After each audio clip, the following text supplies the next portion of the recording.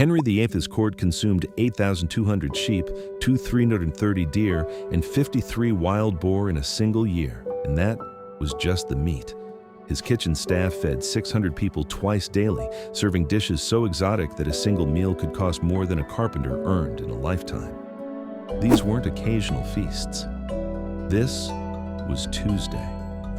The sheer scale of consumption at Hampton Court Palace in the 1530s represented something unprecedented in English history, a court that had transformed from a seat of governance into a theater of perpetual display. And what it reveals about power, performance, and the hidden costs of spectacle still matters today. Henry VIII inherited a kingdom in 1509 with a full treasury, thanks to his father's notorious parsimony. Within 3 decades, he would drive England to the brink of bankruptcy, not through war alone, but through the daily machinery of his court. To understand Tudor excess, you must first grasp that the king's household wasn't simply a residence. It was a corporation employing over 1,000 people, a propaganda engine, and a city unto itself that consumed resources at a rate that would make modern governments blush. Henry's day began at 6 in the morning, but he never woke alone. The gentlemen of the Privy Chamber, a rotating caste of noblemen who had purchased or inherited the privilege, entered his bedchamber in strict hierarchical order. The groom of the stool, despite the unfortunate title referring to his supervision of the king's close stool or toilet, was actually one of the most powerful men in England. He controlled access to the king's most private moments, which meant he controlled information, favor, and ultimately, policy. Getting dressed took 3 hours, not because Henry was vain, though he certainly was, but because the ritual itself was governance. Each layer of clothing was handed to him by a different attendant, according to a protocol laid out in the Eltham Ordinances of 1526, a 79-page document that regulated every aspect of court life. His linen shirt, woven so fine it was nearly transparent, had to have its gold thread embroidered collar removed before washing, lest the precious metal tarnish. The yeoman of the wardrobe maintained an inventory of 200 such shirts. Why this obsessive ceremony? Because in an age before mass media, the king's body was the message. By 9 o'clock, Henry would break his fast, though break hardly describes the assault. The Great Hall at Hampton Court could seat 600 people simultaneously, and the logistics of feeding them twice daily required 6 separate kitchens, 200 cooks, and a supply chain that reached across Europe. Exotic spices, saffron from Spain, ginger from Asia, cinnamon from Ceylon, arrived by the pound. A single feast for foreign ambassadors in 1520 featured 300 dishes, including roasted dolphin, peacock redressed in its own feathers, and a subtlety, an edible sculpture, of a mythological scene rendered in marzipan and gold leaf. The cost? Roughly $4,000, equivalent to $4 million today. But here's what the spectacle obscured. The system was structurally unsustainable. The court consumed 600,000 gallons of ale annually. It required 1,140 oxen. It burned through the crown's income faster than taxes could replenish it. Henry's solution was debasement, reducing the silver content in coins to mint more currency. By 1545, English coins were so debased that the silver wore off the king's nose on the portrait, earning him the nickname Old Copper Nose. When you build legitimacy on display rather than productivity, you create a performance that cannot end, even as it devours itself. After the morning meal, Henry attended to statecraft. But even this was theater.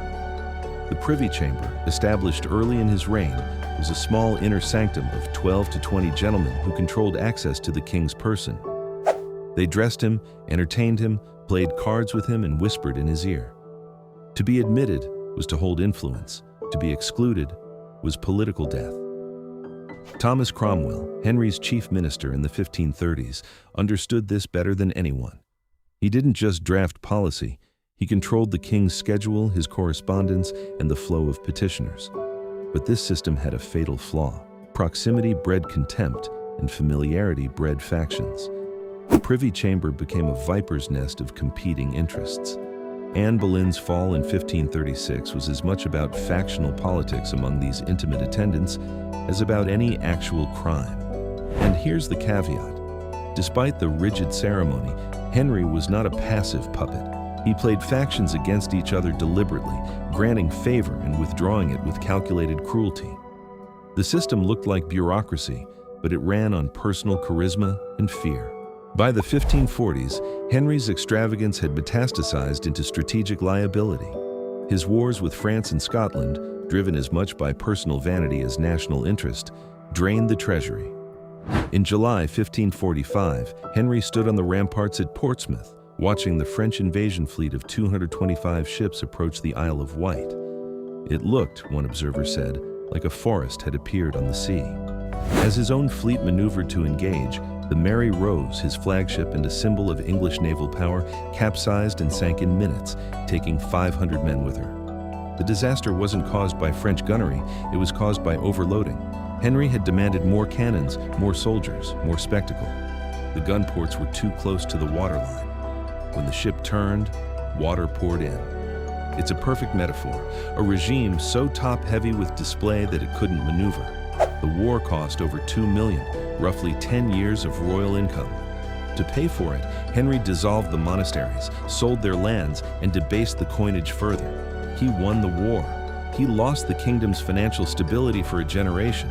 When Henry VIII died in January 1547, bloated and immobile, his court consumed 8,200 sheep in the year of his death, the same staggering figure as always. The machinery of excess never slowed, even as the man at its center rotted. His son inherited a debased currency, a factional nobility, and a treasury in crisis. The lesson here isn't about gluttony or tyranny. It's simpler and more dangerous. Henry built a system where legitimacy depended on constant visible consumption. The moment the spectacle paused, the illusion shattered.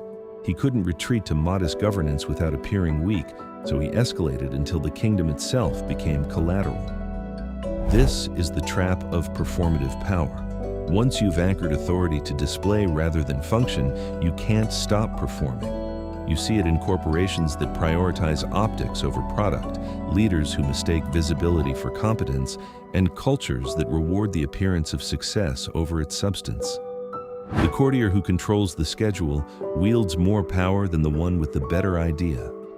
The lesson from Hampton Court isn't that excess is bad.